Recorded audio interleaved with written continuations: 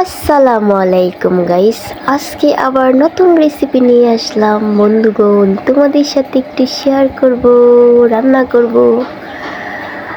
এই তো দেখতে পাচ্ছ চিচিমটাগুলো আমি কেটে ভালো করে ধুয়ে নিচ্ছি, আর সাথে দিচ্ছি ছোট ছোট আলু।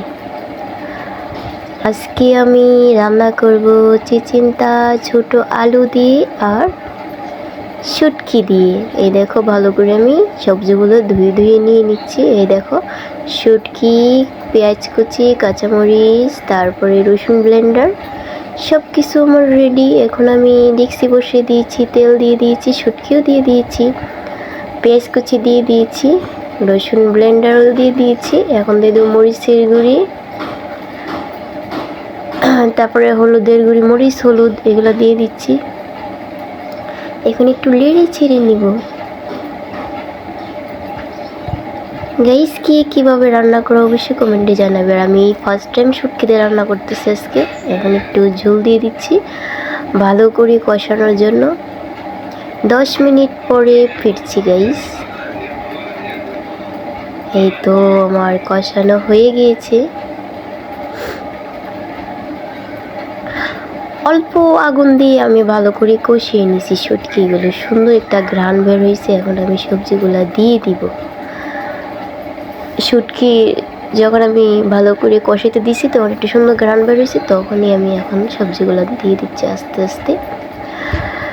গাইস তোমাদের যদি আমার ভিডিওটা ভালো লাগে অবশ্যই লাইক কমেন্ট শেয়ার করে দিবে, সাবস্ক্রাইব করতে ভুলবে না গাইস। আস্তে আস্তে করে সব সবজিগুলো দিচ্ছি আর ভালো করে মশলাগুলো গায়ে গায়ে লাগাচ্ছি সবজি। এই দেখো এখন আবার 5 মিনিট ঢাকনা দিয়ে রাখবো ভালো করে মশলাগুলো ঢোকার জন্য সবজির ভিতরে। সাথে কাঁচামরিচও দিচ্ছি।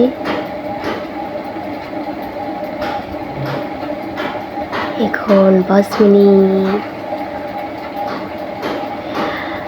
এখন আমার ভালো হালকা কষানো হয়ে গেছে। এখন ভালো করে নেড়ে চেড়ে আমি ঝোল দিয়ে দিব। দেখতেই পাচ্ছ গাইস আমি ঝোল দিয়ে দিয়েছি। আবারও ফিরছি গাইস 20 মিনিট পর। তোমরা ওয়েট করো আর দেখতে থাকো আমার ভিডিওটা। ঢাকনা দিয়ে দিয়েছি গাইস। ঠিক মতন কথা বলতে পারতেছি না গাইস, আমার ঠান্ডা এখনো ঠিক হয়নি। একটু দেখলাম ঢাকনা সরিয়ে কেমন হয়েছে। দেখো ফাইনালি আমার সবজিটা রান্না করা হয়ে গিয়েছে।